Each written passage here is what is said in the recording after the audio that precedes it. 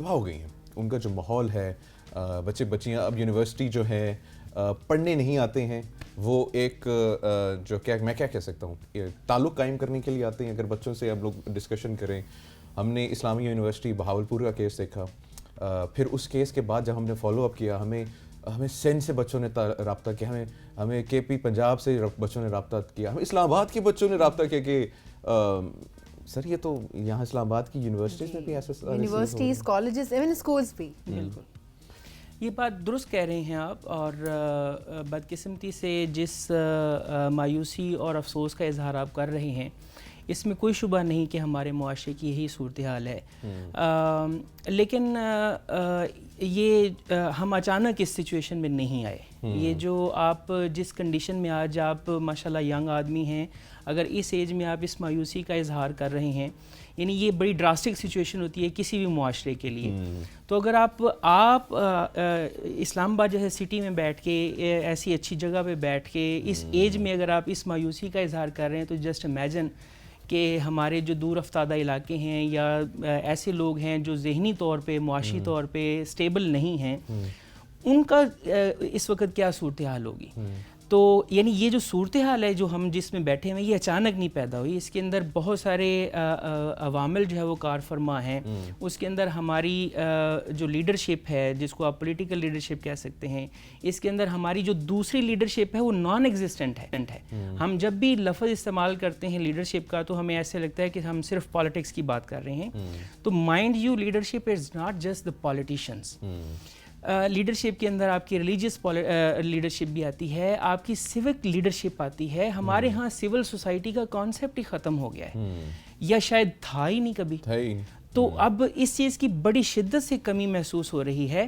ہمارے ہاں جو ہمارے ادارے ہیں, بدقسمتی سے ہم صبح بدقسمتی سے ہمیں یہ مایوس کن گفتگو کرنا پڑ رہی ہے, لیکن یہ حقیقت ہے, یقین کیجئے بہت تکلیف دہ صورتحال ہے کہ ہمارے جو ادارے ہیں, یعنی وہ ادارے جو ہمارے بنیادی انسانی حقوق کے ذمہ دار ہیں, وہ بالکل نان فنکشنل ہو کے رہ گئے ہیں. ایسے لگتا ہے کہ ہم صرف 9 to 5 ٹائپ جاب کرنے کے لیے جاتے ہیں, اپنی روزی کماتے ہیں اور اپنی جان بچانے کی کوشش کرتے ہیں, اور اس لمحے کا انتظار کر رہے ہیں کہ جب وہی برا وقت میرے اوپر آ جائے, گاڈ فاربیڈ. تو یہ بات درست ہے آپ کی, لیکن اس میں ہمیں کرنے کی کیا ضرورت ہے. میں یہ سمجھتا ہوں کہ ہمیں انڈیویجول لیول پہ اور پھر کلیکٹیو لیول پہ ہمیں کرنے کی کیا ضرورت ہے. اس میں اپنے اسٹوڈنٹس کو ایک بات کہتا ہوتا ہوں. میں اکثر یہ مثال دیتا ہوں کہ مثال کے طور پہ اگر ہمارے آج جو چیف آف آرمی اسٹاف ہیں, ہمارے جو اب چیف جسٹس ہیں, ہمارے جو اس وقت پرائم منسٹر ہیں, وہ سبھی کبھی نہ کبھی آپ کی طرح ان بینچز پہ بیٹھا کرتے تھے.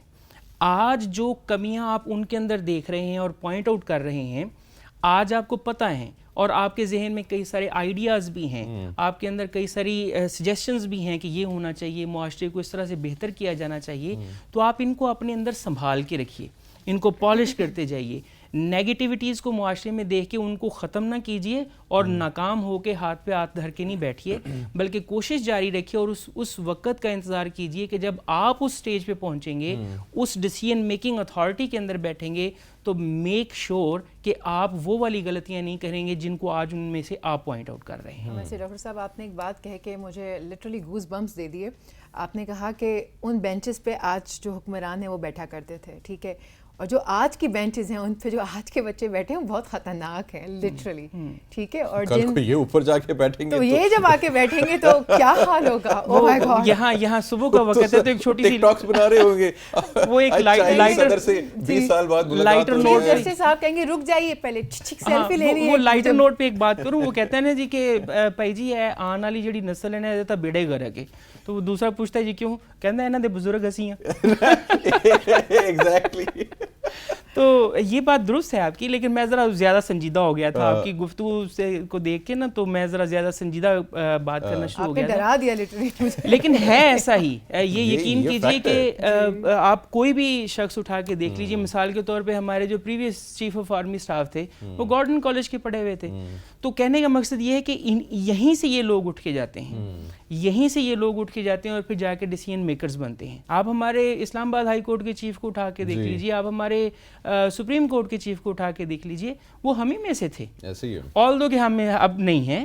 لیکن وہ ہم ہی میں سے تھے.